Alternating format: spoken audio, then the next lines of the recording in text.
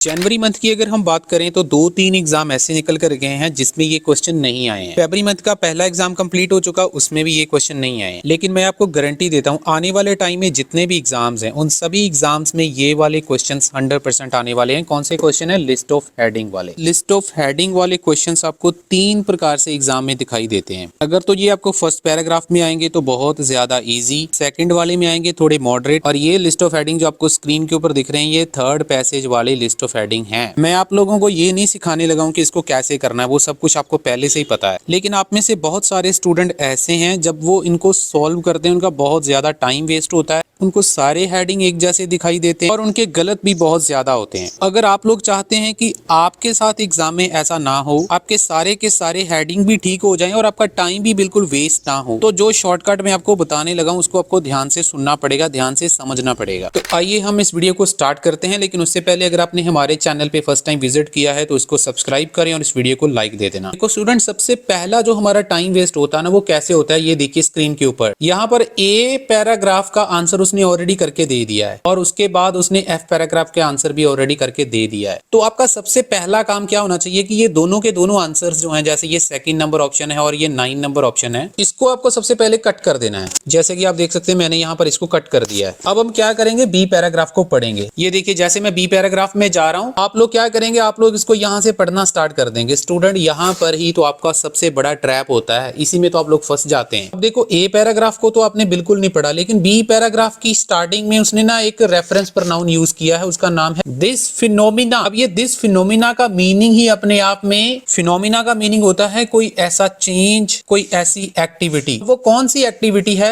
वो तो पिछले पैराग्राफ में उसने बता रखी, लेकिन उस पैराग्राफ को तो हमने बिल्कुल पढ़ा ही नहीं है। मेरा कहने का मतलब ये है कि ये जो ए पैराग्राफ है ये भी आपके लिए बहुत ज्यादा इंपॉर्टेंट है अगर आप चाहते हैं कि आपका लिस्ट ऑफ हेडिंग पहले वाला बिल्कुल ठीक जाए। लेकिन मैं आपको ये नहीं कह रहा हूं कि आपको इसको पूरा कंप्लीट पढ़ना है, आपको कुछ नहीं करना है। आपको जो ए पैराग्राफ का आंसर था, जैसे ये वाला आंसर उसने दिया, इसको आपको पढ़ना है, इसको समझना है कि इसका क्या मीनिंग है, और इसको दिमाग में रखते हुए आपको जाना है बी पैराग्राफ में। तो पहले हम इसको रीड आउट करते हैं, an overview of a fast growing business. अब इसको थोड़ा सा समझो, मतलब कोई बिजनेस बहुत तेजी से ग्रो हो रहा है, उसका ओवरव्यू उसने ए पैराग्राफ में बताया हुआ है। अब ये जो बिजनेस ग्रो हो रहा है, ये वाला जो फिनोमिना है, ये वाली जो एक्टिविटी है, can be largely attributed to the rapid growth of reality shows. मतलब इसका सीधा सीधा ये है कि जो पिछले पैराग्राफ में उसने बताया था कि जो ग्रोथ हुई है ना बिजनेस की, उसका रीजन क्या है कि ये रियलिटी शोज हैं, इनमें बहुत ज्यादा ग्रोथ हुई है, इसकी वजह से ये वाला बिजनेस बड़ा है। और कौन कौन से रियलिटी शोज हैं उसके बारे में उसने लिखा है, ये उसने एग्जांपल बताई है कि ये बिग ब्रदर नाम का कोई रियलिटी शो है, उसके बारे में उसने एग्जांपल के रूप में बताया। अब स्टूडेंट्स नेक्स्ट सेंटेंस में देखेंगे तो इसने लिखा है the majority of reality shows are now open to text message voting. ज्यादातर जो रियलिटी शोज हैं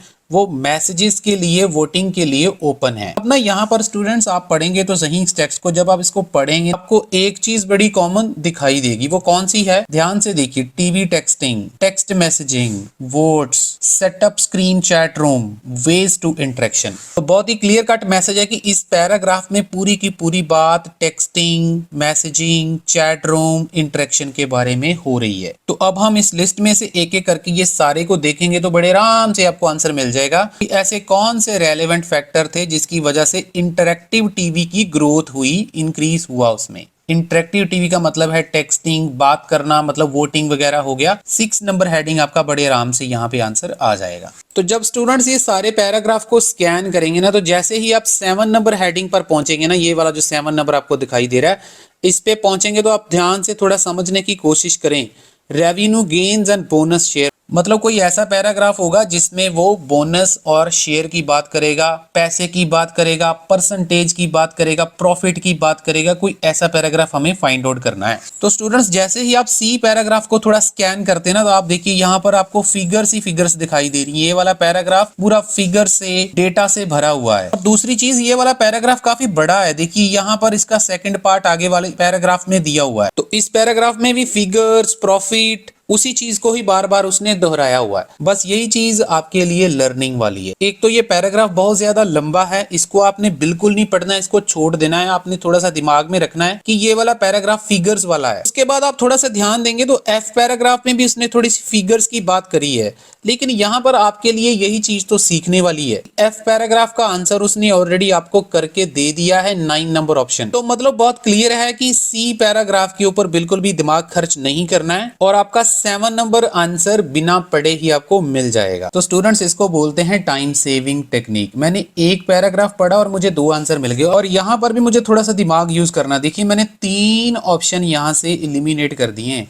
मतलब सेकंड नंबर को भी मैंने कर दिया, 6 नंबर को भी कर दिया, 7 नंबर को भी कर दिया। तो ये वाली लिस्ट जितनी ज्यादा छोटी होती जाएगी उतना ज्यादा आंसर सही होने की प्रोबेबिलिटी बढ़ती जाएगी। इस चीज को भी आपको दिमाग में रखना है। तो मेरी एक ही रिक्वेस्ट रहती है स्टूडेंट्स, अगर आपको मेरी बात समझ में आ रही है जो मैं समझाने की कोशिश कर रहा हूँ, अगर आपको लग रहा है कि ये मेथड आपकी कुछ हेल्प कर सकता है, वीडियो को लाइक जरूर कर देना। इससे मुझे मोटिवेशन मिलती, मैं आपके लिए और भी वीडियोस बनाऊंगा। चलिए स्टूडेंट्स, हम डी पैराग्राफ को रीड करते हैं। अब यहाँ पे देखिए, स्टार्टिंग में उसने लिखा how come the joining forces of television and text message turn out to be this successful. एक आम स्टूडेंट के लिए ये सिर्फ एक सेंटेंस है, लेकिन अगर आपकी रीडिंग स्किल्स अच्छी हैं, ये जो क्वेश्चन मार्क है ना, ये बहुत इंपॉर्टेंट है। इस क्वेश्चन मार्क में ही सारा आंसर है, आगे आपको कुछ ज्यादा डिटेल में पढ़ने की जरूरत ही नहीं है। इसका मीनिंग ये बनता है कि कैसे टेलीविजन को ज्वाइन करने वाली फोर्सेस और टेक्स्ट मैसेजेस वाली टेक्निक इतनी ज्यादा कामयाब हुई, कैसे हुई, उसका आंसर उसने आगे बताया होगा। उसमें से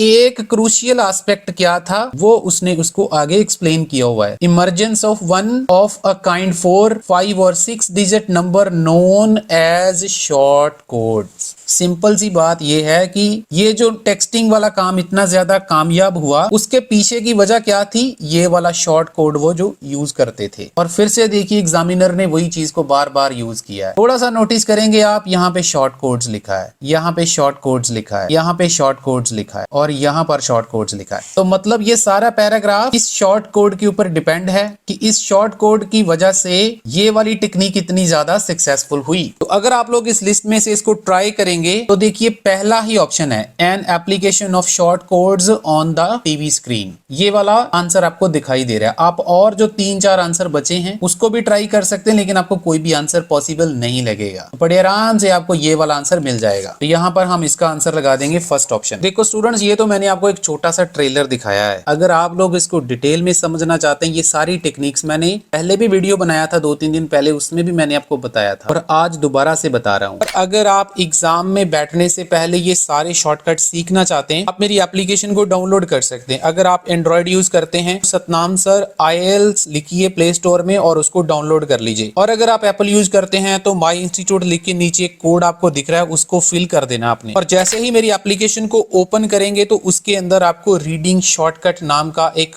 कोर्स दिख रहा होगा। उसका प्राइस 800 रुपीज है, लेकिन वो 800 रुपीज आपके 17,000 रुपीज बचा सकते हैं। क्योंकि जिन स्टूडेंट्स का एग्जाम बहुत ज्यादा नजदीक होता है, उनकी रिक्वायरमेंट्स को ध्यान में रखते हुए इस कोर्स को डिजाइन किया गया है। जितने भी रीडिंग के शॉर्टकट्स हैं, जितनी भी रीडिंग की टेक्निक्स हैं, जितने भी रीडिंग के क्वेश्चन टाइप्स हैं, list of heading, which paragraph contains, writer opinion, MCQ, fill in the blanks, summary, सब कुछ इस कोर्स में डिटेल में कवर किया हुआ है। इसके साथ साथ हमारी एप्लीकेशन में अगर आपको प्रेडिक्शन मटेरियल चाहिए तो वो भी वहां से मिल जाएगा। एप्लीकेशन को फटाफट से डाउनलोड कीजिए और फायदा लीजिए। वीडियो अच्छा लगा तो लाइक देके चैनल को सब्सक्राइब कर लेना और शेयर कर देना। Thank you very much.